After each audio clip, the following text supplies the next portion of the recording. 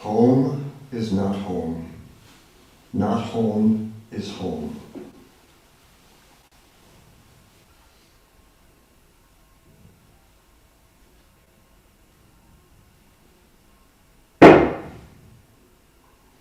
No home, no not home.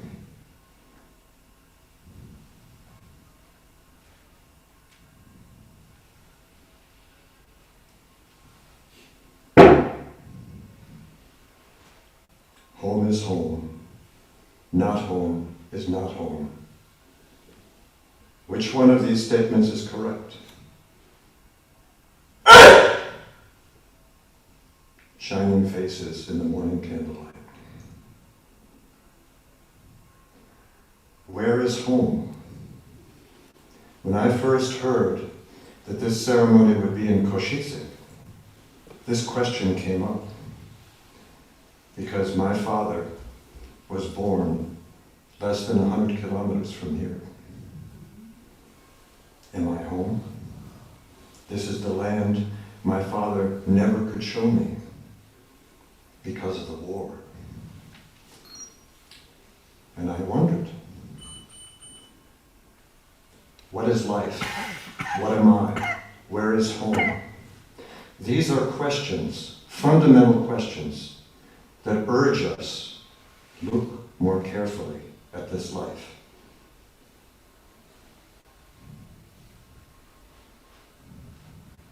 But often with so much drama. Myself in America. Am I American? Am I European? No one can even spell my name. They can't pronounce my name. My parents say, don't make anything special. These people gave us safety in the most dangerous time. Just be an American. But it felt so strange. And I said, okay. And then I started to see this country.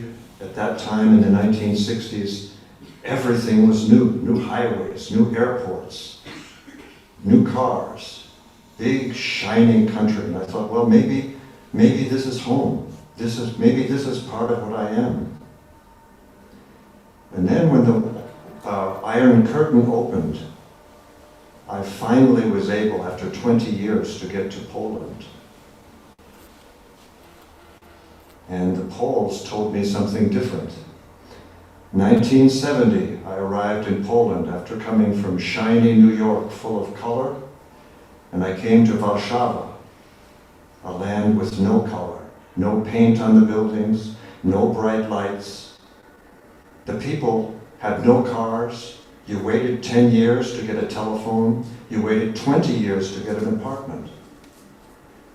In the super samobsługa, tylko masło I kapusta. In the supermarket, there was only cabbage and butter, no bread, no meat, no vegetables, nothing. And this is Warszawa, Stolica, the capital of a country. I was frightened. How do these people live? But I found they were wonderful. They were with nothing. Unlike the Americans, with nothing. They had bright, sharp minds. They asked really good questions. They were observing life. With nothing, they were making a good life. So, where is home? Am I an American? Am I Polish? They said, Jan, you're a nice guy, but you don't look Polish.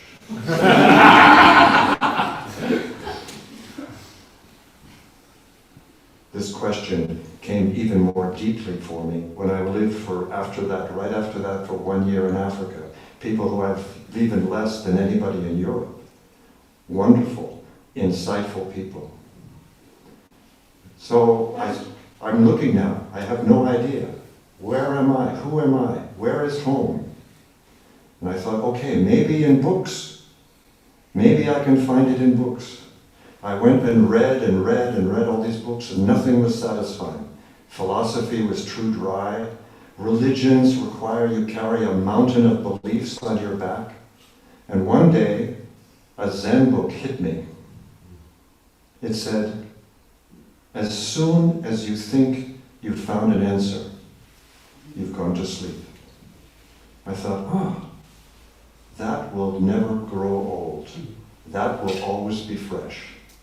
But Zen? How do I get to Asia? That was the only place I knew Zen was. It was way over there. I don't know how to get there.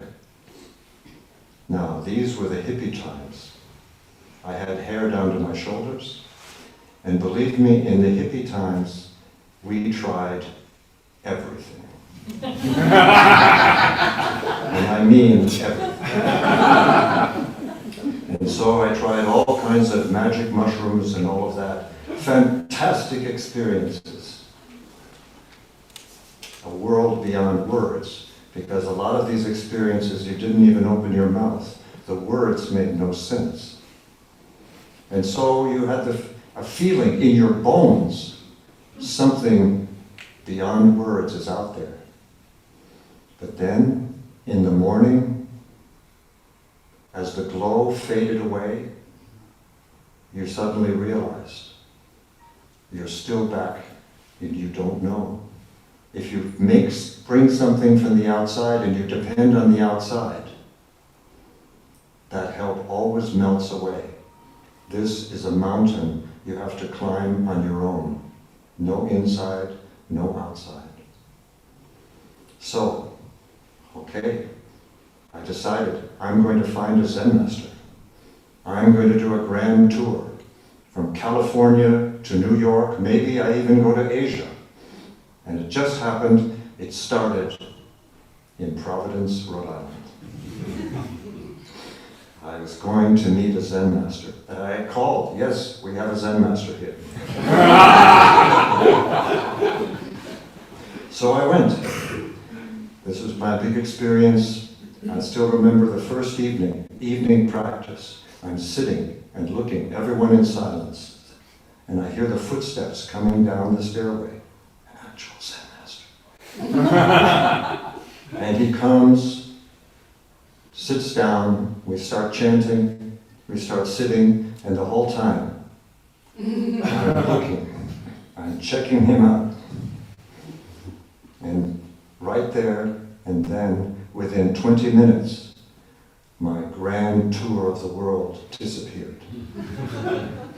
I had no idea how to check out a Zen master. Why jump from flower to flower when you can't even sip the nectar? So I said, stay right here until things become clear.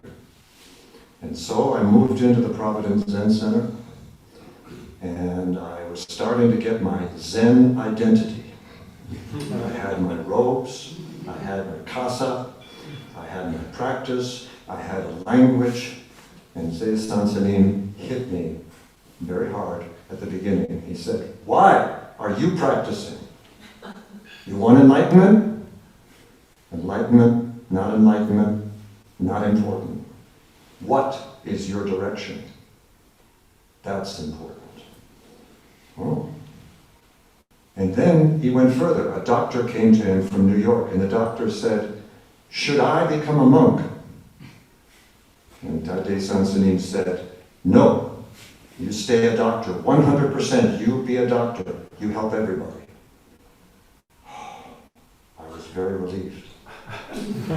Because after 90 days Kyolche, it's Sudoksa in Korea, I knew I was going to be a very bad monk. You want the proof? You can see my 2 beautiful daughters and my wonderful partner. That's the life, and that's the practice. So, I had a dog for a while.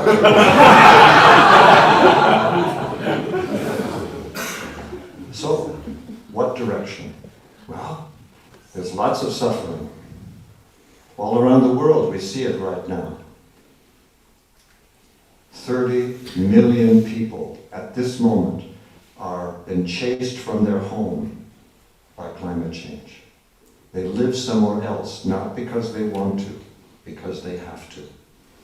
In California, there are canyons where the fire moves so quickly that you are sitting in your yard and your neighbor runs past and just tells you run. Don't go look for your passport, don't look for anything. You just start running.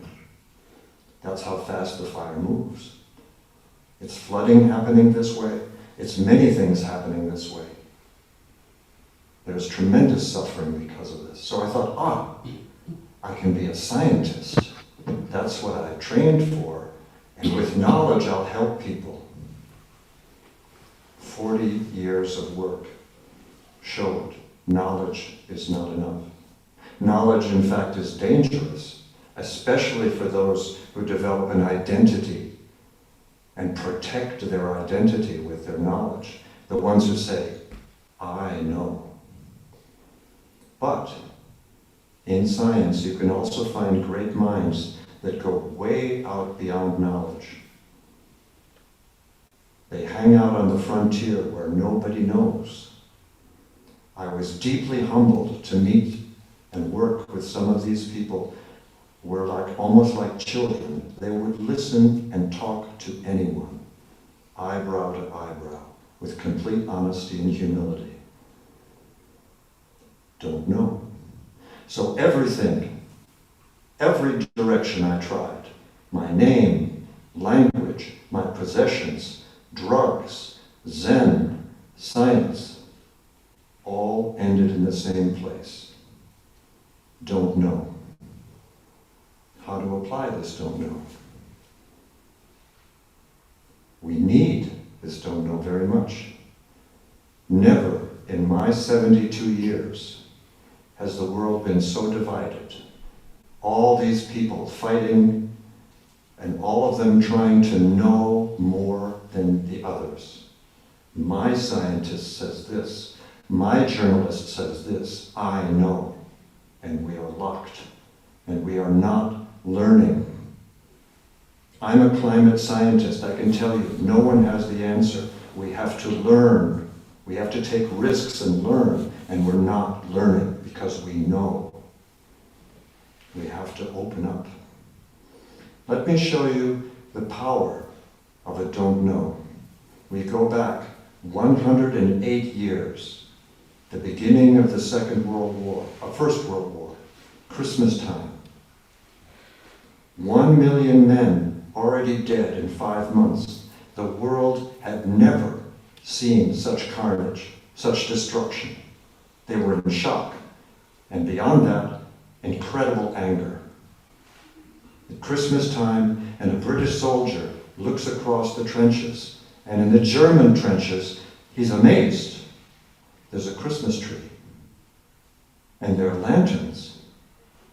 And then he sees, and they hear the Germans singing, Heilige Nacht, Stille Nacht. Well, the Brits weren't about to be outdone, so they countered with the first Noel. Well, the Germans got in the spirit and they sang O Tannenbaum. Something was opening. What is this? Yesterday they're firing machine guns. Today they're singing. This don't know started, and the bravest of them stepped out into not home. We call it in war no man's land, the place between the two armies. They were brave enough to say, I don't know, and stepped into this no man's land. They shared schnapps, they shared sausage and bread and wine. They even played some soccer. Along the front, 100,000 men put down their arms for 2 days. They put down the idea of enemy. They put down the hatred and just met as human beings. This is the power of don't know, that we need to help in this world at the moment. We need to apply it. Some people you may encounter may look at Zen as some kind of romantic thing with meditation. It's not romantic. It's practical. It's absolutely what's needed now. So where is home? When we follow our direction, practicing with the deep don't know, home appears. And when we lose our direction, home disappears. I am so grateful to have had these many years with you. You have all taught me, you have all helped me to practice Don't Know. I look forward to many years in the future keeping this tradition together.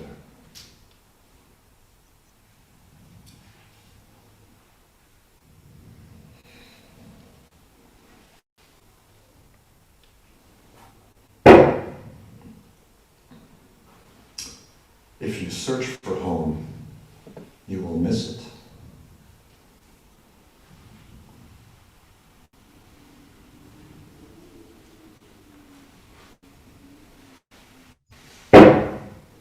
If you don't search for home, you will never find it.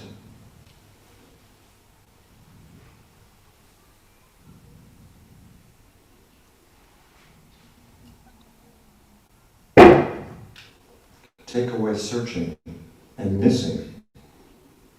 What is this?